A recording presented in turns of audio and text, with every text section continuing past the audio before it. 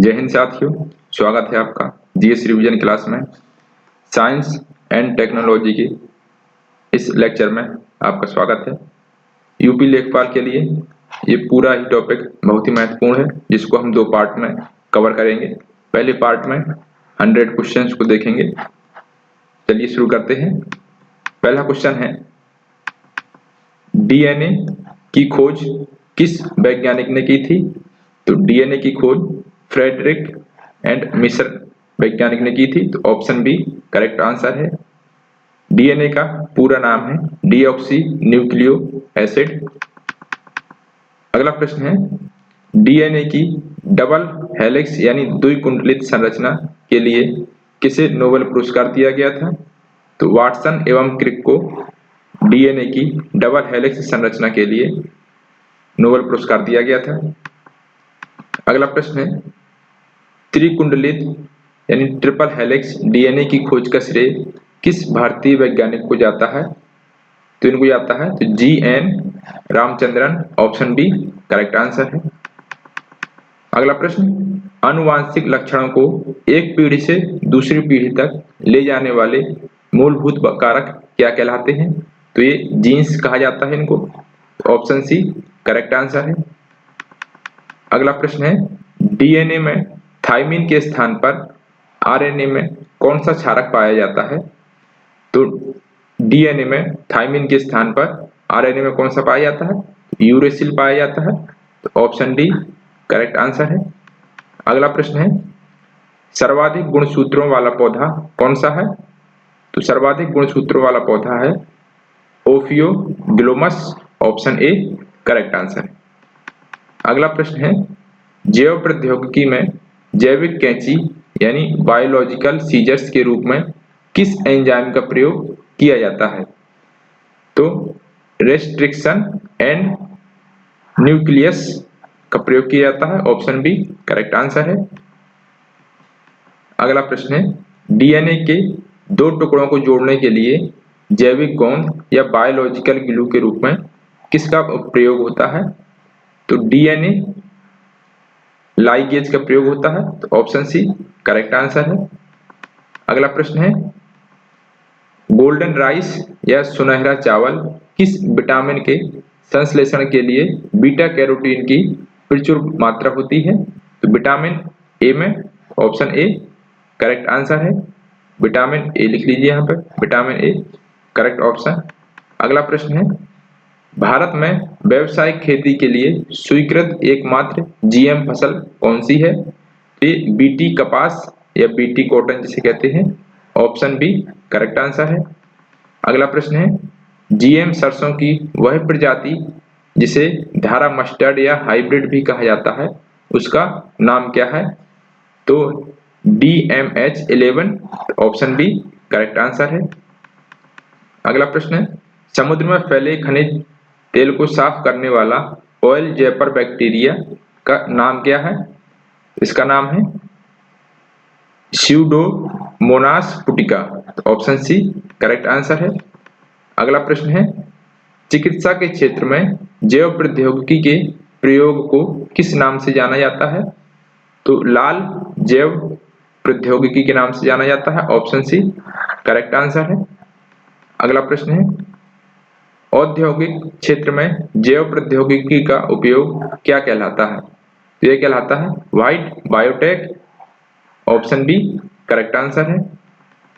अगला प्रश्न है, दुनिया की पहली क्लोन भेड़ या डॉली को विकसित करने वाले वैज्ञानिक कौन थे? तो विकसित करने वाले वैज्ञानिक थे Ian Wilmut. Option A correct answer है।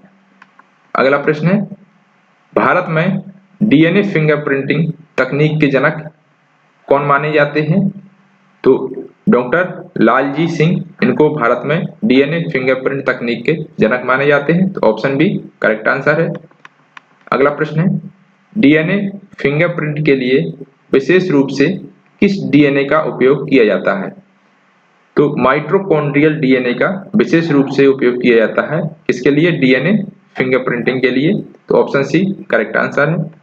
अगला प्रश्न है, भारत में centre for cellular and modular biology यानी CCMB कहां पर स्थित है? तो हैदराबाद में स्थित है। ऑप्शन सी करेक्ट आंसर है। अगला प्रश्न है, जीनोम एडिटिंग के लिए प्रयुक्त होने वाली आधुनिक आणविक कैंची तकनीक का नाम क्या है? तो क्रिस्पर Cas9 तकनीक है ये। तो ऑप्शन सी करेक्ट आंसर है। अगला प्रश्न है, कैंसर के इलाज के लिए आईआईटी बॉम्बे द्वारा विकसित स्वदेशी सेल थेरेपी कौन सी है? तो CAR-T सेल थेरेपी है, जिसे नेक्स्ट CAR-19 के नाम से जानते हैं। ऑप्शन बी करेक्ट आंसर है। अगला प्रश्न, भारतीय अंतरिक्ष कार्यक्रम के जनक के रूप में किसे जाना जाता है?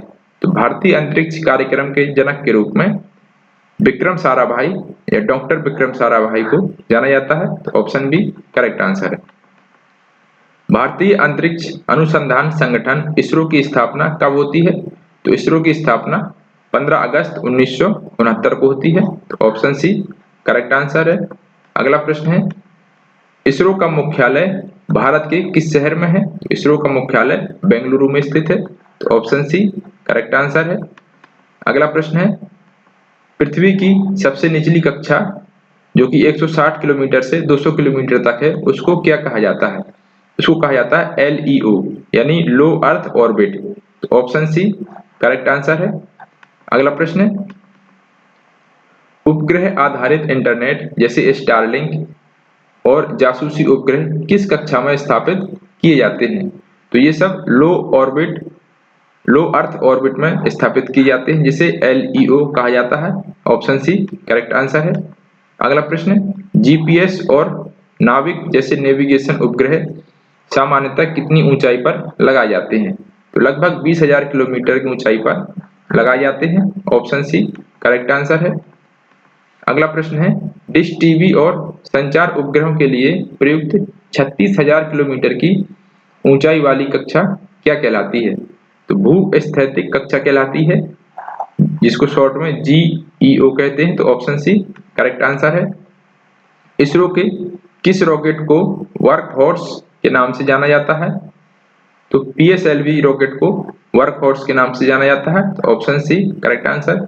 PSLV का पूरा नाम है पोलर सैटेलाइट लॉन्च व्हीकल। अगला प्रश्न है, भारत का बाहुबली या फैट बॉय रॉकेट किसे कहा जाता है? तो LVM-3 को भारत का बाहुबली रॉकेट के नाम से जाना जाता है।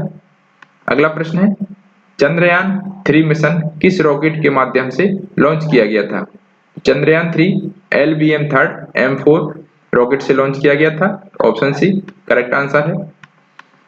भारत का पहला उपग्रह आर्यभट्ट किस वर्ष लॉन्च हुआ था? तो 1975 में इसको लॉन्च किया गया था। ऑप्शन सी करेक्ट आंसर है। अगला प्रश्न है, भारत की धरती से अपने ही रॉकेट SLV-3 द्वारा भेजा गया पहला उपग्रह कौन सा था? तो रोहिणी, जिसके RS फर्स्ट कहा जाता है। ऑप्शन सी करेक्ट आंसर है। अगला प्रश्न है, मंगल ग्रह के वायुमंडल का अध्ययन करने के लिए भारत ने 2013 में कौन सा मिशन भेजा था? तो मंगलयान भेजा था। ऑप्शन सी करेक्ट आंसर है। अगला प्रश्न है, सूर्य की बाहरी परत कोरोना का अध्ययन करने के लिए भेजे गए भारतीय मिशन का नाम क्या है? तो आदित्य L1 है। ऑप्शन सी करेक्ट आंसर है। अगला प्रश्न है, चंद्रमा के दक्षिणी ध्रुव पर उतरने वाला दुनिया का पहला देश कौन बना है? तो चंद्रमा के दक्षिणी ध्रुव पर उतरने वाला दुनिया का पहला देश भारत बना है। जिस पॉइंट पर उतरा था उसको शिव शक्ति नाम दिया गया था, ये भी याद रखना है। अगला प्रश्न है, भारत के पहले मानवयुक्त अंतरिक्ष मिशन का नाम क्या है? तो गगनयान भारत का पहला मानवयुक्त अंतरिक्ष मिशन था। अगला प्रश्न है, भारत का अपना क्षेत्रीय नेविगेशन सिस्टम कौन सा है? तो नाविक भारत का अपना क्षेत्रीय नेविगेशन सिस्टम है। ऑप्शन सी करेक्ट आंसर है। अगला पॉइंट है, सतीश धवन अंतरिक्ष केंद्र इसरो का लॉन्चिंग पोर्ट कहां पर स्थित है? श्रीहरिकोटा आंध्र प्रदेश में स्थित है। ऑप्शन सी करेक्ट आंसर है। अगला प्रश्न है, अंतरिक्ष में दो उपग्रहों को आपस में जोड़ने जिसे डॉकिंग कहते हैं की तकनीक का परीक्षण किस मिशन के तहत किया गया था? तो स्पीडेक्स मिशन के तहत इस तकनीक का परीक्षण किया गया था। तो ऑप्शन सी करेक्ट आंसर है। अगला प्रश्न है, इसरो का वह पोर्टल जो 3D मैपिंग और स्थान संबंधी डेटा उपलब्ध कराता है उसको क्या कहते हैं? उसको भुवन पोर्टल कहते हैं। तो ऑप्शन बी करेक्ट आंसर है। अगला प्रश्न है, रक्षा अनुसंधान और विकास संगठन की स्थापना किस वर्ष होती है? तो 1958 में डीआरडीओ की स्थापना होती है। ऑप्शन बी करेक्ट आंसर है। अगला प्रश्न है, मिसाइल मैन ऑफ इंडिया के रूप में किसे जाना जाता है या सम्मानित किया जाता है? डॉक्टर एपीजे अब्दुल कलाम जी को मिसाइल मैन के रूप में जाना जाता है। ऑप्शन सी करेक्ट आंसर है। अगला प्रश्न है, हवा में ही अपना रास्ता बदलने और रडार से बचने में सक्षम मिसाइलें क्या कहलाती हैं? तो ये क्रूज मिसाइलें कहलाती हैं। ऑप्शन बी करेक्ट आंसर है। अगला प्रश्न है, भारत की कौन सी मिसाइल सुपरसोनिक क्रूज मिसाइल की श्रेणी में आती है? तो ये ब्रह्मोस मिसाइल है जो कि सुपरसोनिक क्रूज मिसाइल की श्रेणी में आती है। ऑप्शन सी करेक्ट आंसर है। अगला प्रश्न है, अग्नि और पृथ्वी किस प्रकार की मिसाइलों के उदाहरण है? तो अग्नि और पृथ्वी ये बैलिस्टिक मिसाइल का उदाहरण है। तो ऑप्शन बी करेक्ट आंसर है। अगला प्रश्न है, भारत की इंटरकॉन्टिनेंटल बैलिस्टिक मिसाइल ICBM कौन सी है जो 5000 से अधिक किलोमीटर तक की मार कर सकती है? तो ये अग्नि 5 है। ऑप्शन सी करेक्ट आंसर है। अगला प्रश्न है, दागो और भूल जाओ यानी फायर एंड फॉरगेट सिद्धांत पर आधारित भारत की एंटी टैंक मिसाइल कौन सी है? तो ये नाग है जो फायर एंड फॉरगेट सिस्टम पर काम करती है। तो ऑप्शन सी करेक्ट आंसर। अगला प्रश्न, नाग मिसाइल का वह संस्करण जिसे हेलीकॉप्टर से लॉन्च किया जाता है क्या कहलाता है? उसको हेलिना कहते हैं। इसको हेलीकॉप्टर से भी लॉन्च कर सकते हैं, उसको हेलिना कहेंगे। Option C correct answer. अगला प्रश्न है, भारत ने S-400 वायु रक्षा प्रणाली किस देश से आयात की है? तो S-400 ये रूस से आयात की है। ऑप्शन सी करेक्ट आंसर है। अगला प्रश्न है, भारत का पहला स्वदेशी विमान वाहक पोत कौन सा है यानी एयरक्राफ्ट कैरियर कौन सा है? तो INS Vikrant.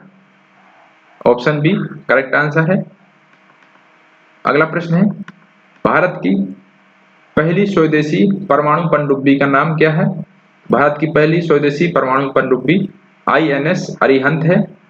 Option C correct answer है। दुश्मन की रडार को अंधा करने वाली भारत की पहली स्वदेशी एंटी रेडिएशन मिसाइल कौन सी है? तो ये Rudram. Option C correct answer है। अगला प्रश्न है, भारत का 4.5 पीढ़ी वाला स्वदेशी हल्का लड़ाकू विमान इसे LCA कहा जाता है कौन सा है? LCA यानी लाइट कॉम्बैट एयरक्राफ्ट। तो ये तेजस है। ऑप्शन सी करेक्ट आंसर है। अगला प्रश्न, DRDO द्वारा विकसित मल्टी बैरल रॉकेट लॉन्चर प्रणाली का नाम क्या है? तो पिनाका जो कि मल्टी बैरल रॉकेट लॉन्चर प्रणाली है। ऑप्शन बी करेक्ट आंसर है।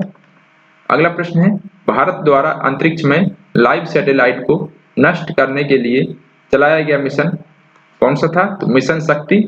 ऑप्शन ए करेक्ट आंसर है। अगला प्रश्न है, फादर ऑफ माइक्रोबायोलॉजी यानी सूक्ष्म जीव विज्ञान का जनक किसे कहा जाता है? एंटोनी वॉन ल्यूवेनहॉक को माइक्रोबायोलॉजी का जनक कहा जाता है। अगला प्रश्न है, आधुनिक सूक्ष्म जीव विज्ञान के जनक किसे माना जाता है? तो आधुनिक सूक्ष्म जीव विज्ञान के जनक लुई पास्चर जी को माना जाता है। ऑप्शन बी करेक्ट आंसर है। अगला प्रश्न, हड्डी तोड़ बुखार या ब्रेकबोन फीवर किस बीमारी को कहा जाता है? तो डेंगू को कहा जाता है हड्डी तोड़ बुखार। ऑप्शन सी करेक्ट आंसर है। अगला प्रश्न है, डेंगू बुखार किस मच्छर के काटने से फैलता है? तो एंडीज एजिप्टी मच्छर के काटने से डेंगू बुखार फैलता है। ऑप्शन सी करेक्ट आंसर है। अगला प्रश्न है, टाइफाइड जिसे मियादी बुखार भी कहते हैं इसकी जांच के लिए कौन सा परीक्षण किया जाता है? तो विडाल टेस्ट टाइफाइड के परीक्षण के लिए किया जाता है। ऑप्शन बी करेक्ट आंसर है। अगला प्रश्न, पेनिसिलिन जो कि दुनिया की पहली एंटीबायोटिक है इसकी खोज किसने की थी? पेनिसिलिन की खोज अलेक्जेंडर फ्लेमिंग ने की थी। ऑप्शन सी करेक्ट आंसर है। अगला प्रश्न है, चेचक के टीके की खोज करने वाले फादर ऑफ इम्यूनोलॉजी कौन है? तो ये एडवर्ड जेनर हैं, जिनको फादर ऑफ इम्यूनोलॉजी कहा जाता है, जिन्होंने चेचक की खोज की थी। अगला प्रश्न है, दलहनी पौधों की जड़ों में नाइट्रोजन स्थिरीकरण करने वाला बैक्टीरिया कौन सा हो? तो ये राइजोबियम होता है। तो ऑप्शन सी करेक्ट आंसर है।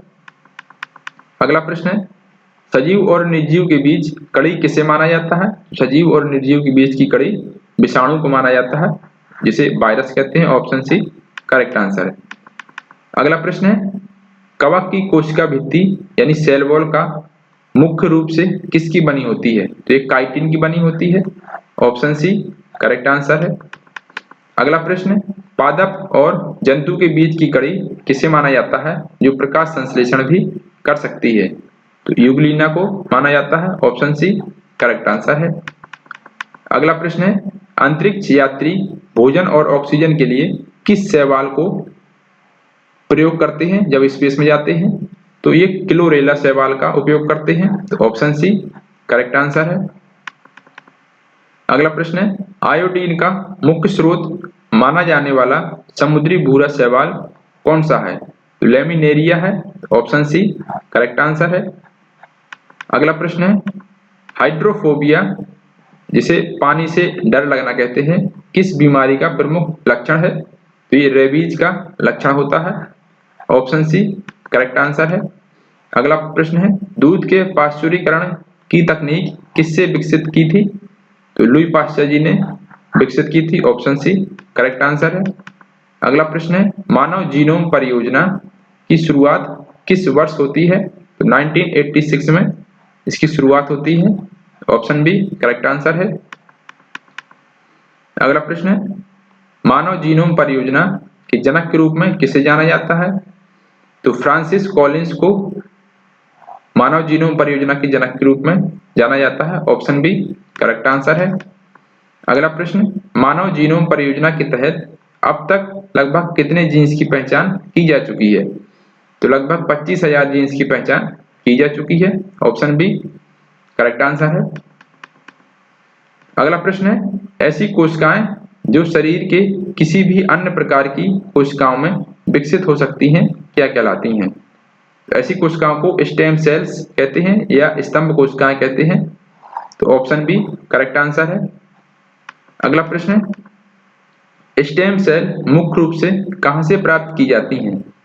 तो स्टेम सेल्स अस्थि मज्जा, रक्त, गर्भनाल यानी कि ये सभी जगह से प्राप्त की जा सकती हैं। तो उपर्युक्त सभी। अगला प्रश्न है, गर्भ में ही भ्रूण के जीन्स में बदलाव कर मन मुताबिक गुणों वाला बच्चा पैदा करने क्या कहलाता है? तो ये डिजाइनर बेबी कहा जाता है। तो ऑप्शन सी करेक्ट आंसर है। अगला प्रश्न है, जीन एडिटिंग तकनीक यानी क्रिस्पर का पूर्ण रूप क्या है? तो clustered regularly interspaced short palindromic repeats इसकी फुल फॉर्म है। तो ऑप्शन ए करेक्ट आंसर है। अगला प्रश्न है, क्रिस्पर Cas9 तकनीक विकसित करने के लिए 2020 में किसे नोबेल पुरस्कार दिया जाता है? तो एमेनुअल शार्पेटिये और Jennifer Doudna. Option A correct answer. अगला प्रश्न है, क्रिस्पर तकनीक में आणविक कैंची यानी कि मॉलिक्यूलर सीजर्स के रूप में कौन सा प्रोटीन कार्य करता है? तो Cas9 प्रोटीन कार्य करता है। ऑप्शन बी करेक्ट आंसर है। अगला प्रश्न है, कैंसर कोशिकाओं को नष्ट करने के लिए प्रयुक्त स्वदेशी थेरेपी किस संस्थान द्वारा विकसित की गई? तो IIT बॉम्बे द्वारा विकसित की गई। तो ऑप्शन सी करेक्ट आंसर है। अगला प्रश्न है, पृथ्वी की निम्न कक्षा LEO की औसत ऊंचाई कितनी है? तो 160 से 2000 kilometre. Option A correct answer है। अगला प्रश्न, मध्यम पृथ्वी कक्षा का मुख्य रूप से किस प्रकार के उपग्रह स्थापित किए जाते हैं? तो यहाँ पर नेविगेशन उपग्रह स्थापित किए जाते हैं, जैसे GPS, नाविक। अगला प्रश्न है, भूस्थैतिक कक्षा GEO पृथ्वी की सतह से कितनी ऊंचाई पर स्थित होती है? तो ये लगभग 35,786 किलोमीटर ऊंचाई पर स्थित होती है, जिसे लगभग 36,000 भी मान सकते हैं। ऑप्शन सी करेक्ट आंसर है। अगला प्रश्न, यदि कोई उपग्रह पृथ्वी के साथ 24 घंटे में चक्कर लगाता है लेकिन उसका कोण तिरछा है तो उसे क्या कहेंगे? तो जियो सिंक्रोनस कहा जाएगा। ऑप्शन बी करेक्ट आंसर है। अगला प्रश्न है, पीएसएलवी रॉकेट में ईंधन जलने के कितने चरण होते हैं? तो यहाँ पर 4 चरण होते हैं, ठोस तरल ठोस तरल। इस प्रकार से ईंधन जलता है इसमें। ऑप्शन सी करेक्ट आंसर है। अगला प्रश्न है, इसरो के किस रॉकेट को शुरुआती विफलता के कारण नॉटी बॉय कहा जाता था? तो GSLV. Option B correct answer है। इसरो का कौन सा रॉकेट सबसे भारी है जिसका वजन लगभग 8 टन है, वजन उठाने की क्षमता रखता है? तो LBM 3 जिसे बाहुबली रॉकेट भी कहा जाता है। ऑप्शन सी करेक्ट आंसर है। SSLV रॉकेट को असेंबल करने में कितना समय लगता है? इसको असेंबल करने में लगभग 72 घंटे का समय लगता है।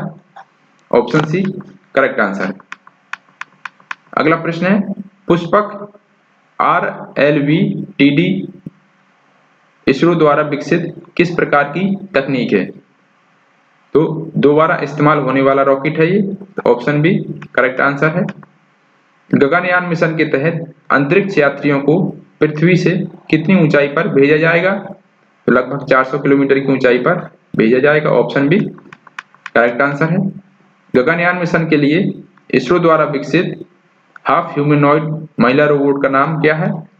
तो व्योममित्र नाम है। ऑप्शन बी करेक्ट आंसर है। आदित्य L1 उपग्रह पृथ्वी से कितनी दूरी पर स्थित है जो लैंग्वेज बिंदु L1 पर भेजा गया है? लगभग 15 लाख किलोमीटर की ऊंचाई पर। ऑप्शन सी करेक्ट आंसर है। अगला प्रश्न, लैंग्वेज पॉइंट L1 की सबसे बड़ी विशेषता क्या है?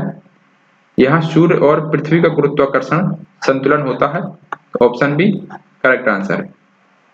अगला प्रश्न, निशाद किन दो अंतरिक्ष एजेंसियों का संयुक्त मिशन है? तो इसरो और नासा का संयुक्त मिशन है। तो ऑप्शन बी करेक्ट आंसर है। तो ऑप्शन बी करेक्ट आंसर। अगला प्रश्न है, स्पेसएक्स मिशन का मुख्य उद्देश्य क्या है? स्पेसएक्स मिशन का मुख्य उद्देश्य अंतरिक्ष में 2 ग्रहों को आपस में जोड़ना। Option C correct answer. अगला प्रश्न, भारत का पहला निजी रॉकेट विक्रम S किस कंपनी ने बनाया है? स्काई रूट एयरोस्पेस ने इसको बनाया है। ऑप्शन बी करेक्ट आंसर है। अगला प्रश्न है, दुनिया का पहला 3D प्रिंटेड रॉकेट इंजन अग्निलेट किस भारतीय स्टार्टअप ने बनाया है? तो अग्निकुल कॉस्मोस ने बनाया है। ऑप्शन बी करेक्ट आंसर है। इसरो का भुवन पोर्टल मुख्य रूप से किसके लिए जाना जाता है? तो ये 3D मैपिंग और स्थान संबंधी डेटा के लिए जाना जाता है। ऑप्शन बी करेक्ट आंसर है। अगला प्रश्न है, इसरो की मास्टर कंट्रोल फैसिलिटी कहाँ स्थित है? तो हासन कर्नाटक और भोपाल मध्य प्रदेश में स्थित है। ऑप्शन बी करेक्ट आंसर है। रॉकेट का डिजाइन और निर्माण इसरो के किस केंद्र में होता है? तो विक्रम साराभाई अंतरिक्ष केंद्र जिसे BSSC कहा जाता है। ऑप्शन बी करेक्ट आंसर है। धन्यवाद।